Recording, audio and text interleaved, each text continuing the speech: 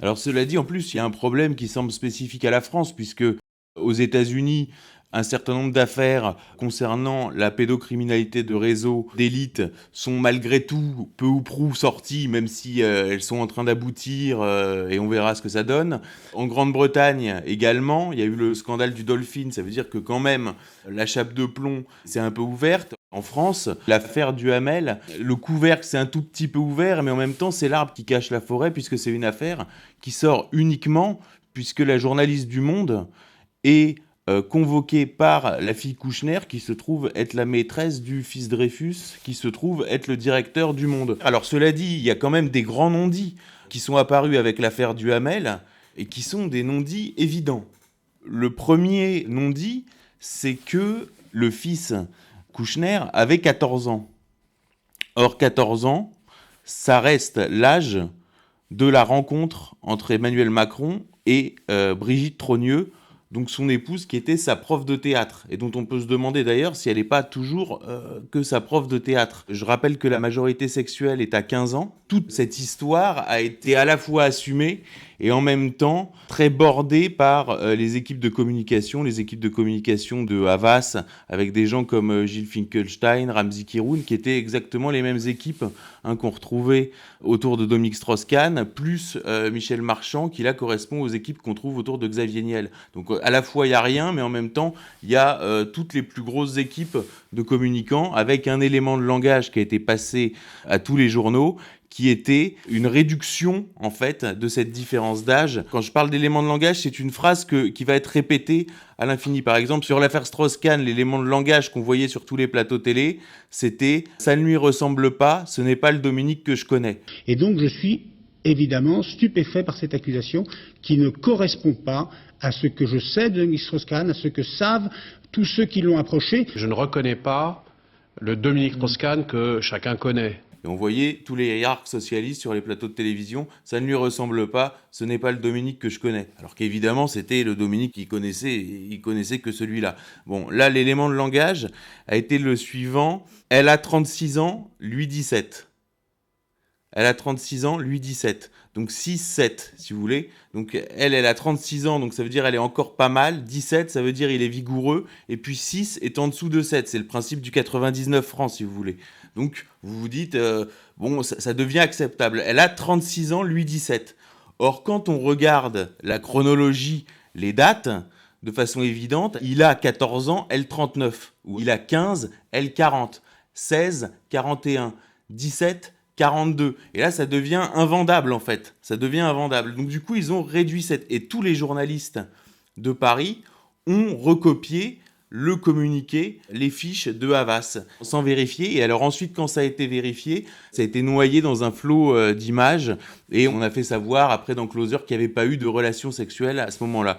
Donc, il y a quand même un vrai problème sur Emmanuel Macron. Et quand on regarde l'affaire Duhamel, l'âge du fils Duhamel et l'âge d'Emmanuel Macron aurait dû être soulevé par les journalistes normaux, aurait dû être beaucoup plus soulevé le fait que Duhamel était à la soirée de la Rotonde. Duhamel était à la soirée de la Rotonde, ça a été publié, il y a eu un petit écho sur le site de l'Express. Le lendemain, Brigitte Macron était sur le plateau de TF1, alors qu'on la voit plus trop en ce moment. Ils l'ont un peu mis au placard, mais ils l'ont sorti sur le plateau de TF1. Le thème peut-être probablement central de cette année, ça va être à l'hôpital, le dépistage des violences, de toutes les violences, que ce soit des violences physiques, des violences psychologiques, des violences sexuelles faites aux enfants. Qui d'autre était à la soirée de la Rotonde? Daniel Cohn-Bendit, donc qui a par le passé revendiqué ses penchants ou du moins son attraction pour la pédophilie. Il a fait la promotion de la pédophilie. Vous savez, quand une petite fille de 5 ans, 5 ans et demi, commence à vous déshabiller, c'est fantastique. On retrouve au bureau exécutif de La République En Marche un type qui s'appelle Jean-Marc Borrello, qui est le patron du groupe SOS.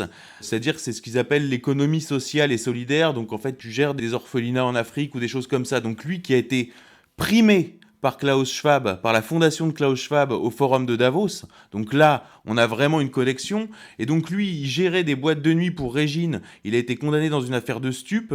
Ensuite, il était administrateur de l'Institut Oui, l'Institut des Tournelles, donc, qui était dirigé par un fonctionnaire de la protection judiciaire de la jeunesse, qui s'appelait Robert Mégel, et qui, lui, a été condamné pour pédophilie à 12 ans de prison.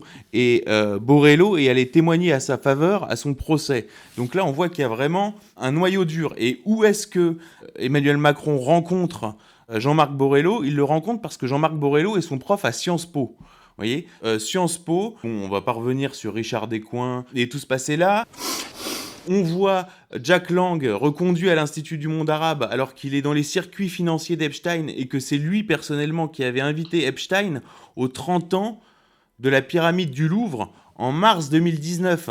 Ça veut dire que 10 ans après la condamnation d'Epstein aux États-Unis, le tout Paris, le petit Paris, est réuni pour les 30 ans de la pyramide du Louvre en mars 2019 et Epstein trône au milieu de cet aréopage. Donc, si vous voulez, il y a un vrai problème en France. Et pour conclure cette petite galerie de portraits qui forme l'entourage d'Emmanuel Macron, et là, on pourrait peut-être en parler avec Maître Viguier, c'est la personnalité d'Éric Dupond-Moretti, qui est quelque chose, c'est pareil, aucun journaliste ne fait le lien. C'est-à-dire, on nous a vendu, voilà, Emmanuel Macron a son Bernard Tapie, ça va être l'arme anti-Marine Le Pen.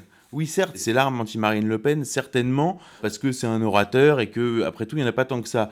Mais de qui Éric Dupond-Moretti est-il l'avocat? Il a 2 piliers dans sa clientèle, le crime organisé et les réseaux pédocriminels, avec son grand fait d'armes, qui lui vaut le surnom d'Acquitator, qui est l'affaire d'Outreau, où des enfants sont reconnus victimes de viols, d'abus sexuels, etc. Et on nous montre un storytelling médiatique énorme sur la parole des enfants qui n'est plus crédible.